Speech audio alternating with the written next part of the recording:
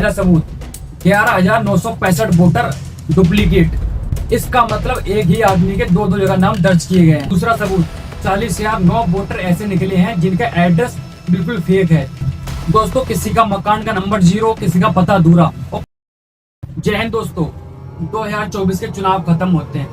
नरेंद्र मोदी तीसरी बार देश के प्रधानमंत्री बन जाते हैं। लेकिन कई लोगों का ये एलिगेशन था कि प्रधानमंत्री नरेंद्र मोदी वोट चोरी करके सत्ता में आए हैं। 1 अगस्त को राहुल गांधी ने एक प्रेस कॉन्फ्रेंस के दौरान ये साबित किया कि नरेंद्र मोदी ने वोट चोरी की है। मैं आरोप लगा रहा हूं प्रधानमंत्री पे हर रोज कि तुम वोट चोर हो। प्रधानमंत्री चुप क्यों है? प्रधानमंत्री एक शब्द क्यों नहीं बोल रहा? दोस्तों, सोचिए जरा, अगर आपके मोहल्ले में से वोटर लिस्ट में से आपका नाम ही गायब हो जाए या आपके नाम से कोई और वोट डाल दे तो आपको कैसा लगेगा? अरे बाप रे! और यही आरोप लगाया है राहुल गांधी ने चुनाव आयोग के ऊपर। दोस्तों, और राहुल गांधी ऐसे 5 सबूत और पेश करते हैं जिसमें कि जनता और चुनाव आयोग और मोदी सरकार को पूरी तरह से हिलाकर रख देते हैं। कि क्या वो 5 सबूत थे जिसने पूरी मोदी सरकार, पूरी जनता और पूरा चुनाव आयोग को हिलाकर रख दिया? तो चलिए आगे बढ़ते हैं। और दोस्तों, पहला सबूत 11,965 वोटर डुप्लीकेट। इसका मतलब एक ही आदमी के दो जगह नाम दर्ज किए गए हैं। और अब सवाल ये आता है कि जब नाम 2 जगह हैं तो क्या वोट भी आदमी 2 जगह डाल सकता है? ये डाला गया है, और अगर हाँ तो नतीजे कितने बदल सकते हैं? दोस्तों, दूसरा सबूत 40,009 वोटर ऐसे निकले हैं जिनका एड्रेस बिल्कुल फेक है। दोस्तों, किसी का मकान का नंबर 0, किसी का पता अधूरा, और कई तो ऐसे निकले जिनका अता पता ही नहीं है, इनका मकान है या नहीं है, कुछ पता ही नहीं इसके बारे में। House number 0. No, you're laughing. There are thousands and thousands of these people. No address, house number 0. House number 0, house number 0. 0, house number 0. और दोस्तों, तीसरा सबूत 10,452 वोटर एक ही एड्रेस पर। ये है बूथ नंबर 366 पे वही कहानी। ये देख लीजिए, छोटा सा 1 बेडरूम का घर है। जूम इन कीजिए।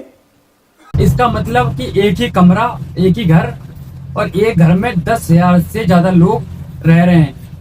ये कोई असंभव है कि एक कमरे में 10,000 लोग रह सकते हैं? दोस्तों, जरा सोचिए। और दोस्तों, चौथा सबूत 4132 वोटरों की फोटो या तो धुंधली है, साफ नहीं है, या फिर उनमें फोटो ही नहीं है। There are 4,000 voters. Show the photos. These are the photos. Either no photo or a photo that is so small that दोस्तों, अब जरा सोचिए, चुनाव आयोग का सबसे बड़ी जिम्मेदारी कौन सी है? पहचान। दोस्तों, अगर पहचान ही साफ नहीं है तो चुनाव प्रक्रिया कैसे सुरक्षित होगी? और 5वां सबूत दोस्तों, सबसे खतरनाक 33,692 वोट गलत तरीके से फॉर्म 6 के जरिए जोड़े गए। मिसयूज ऑफ फॉर्म 6 आपने सुना होगा। नए वोटर्स मोदी जी को वोट करते हैं, जिनके नाम अलग अलग, स्पेलिंग गलत, जीमेल गायब, लेकिन वोटर वही है। दोस्तों, इसका मतलब कि एक इंसान कई आइडेंटिटी से मौजूद है। सोचिए जरा दोस्तों, अब जरा सारे आंकड़े जोड़िए। कुल मिलाकर 10,02,250 फर्जी वोट एक ही विधानसभा सीट में। अब जरा सोचिए दोस्तों, जब एक ही सीट में इतनी गड़बड़ी है तो पूरे देश में कितनी गड़बड़ी होगी?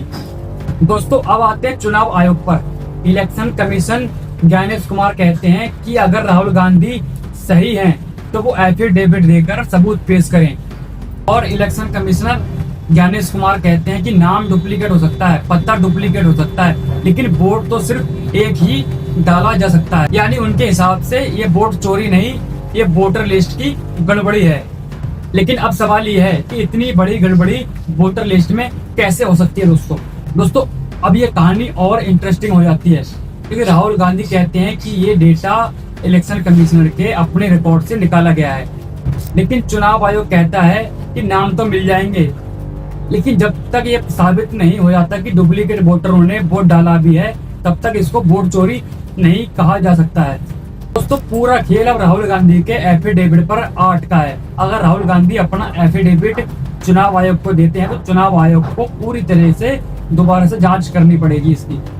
लेकिन राहुल गांधी अगर अपना एफिडेविट चुनाव आयोग को नहीं देंगे तो इस मुद्दे को बेबुनियाद कहकर बंद कर दिया जाएगा।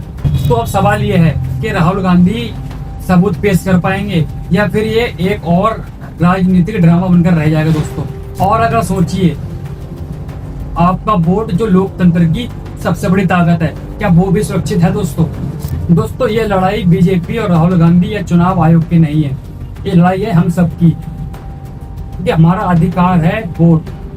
अगर हमारा वोट ही नहीं होगा तो फिर हमें कोई भी सरकार नहीं पूछेगी। तो इसलिए अपने लोकतंत्र को बचाने के लिए अपने वोट को सुरक्षित करना आपकी जिम्मेदारी है। और अगर आपको लगता है कि वोट चोरी सच में एक असली मुद्दा है या सही मुद्दा है, तो अपनी राय कमेंट बॉक्स में जरूर बताएं और इस वीडियो को ज्यादा से ज्यादा लोगों के पास शेयर करें।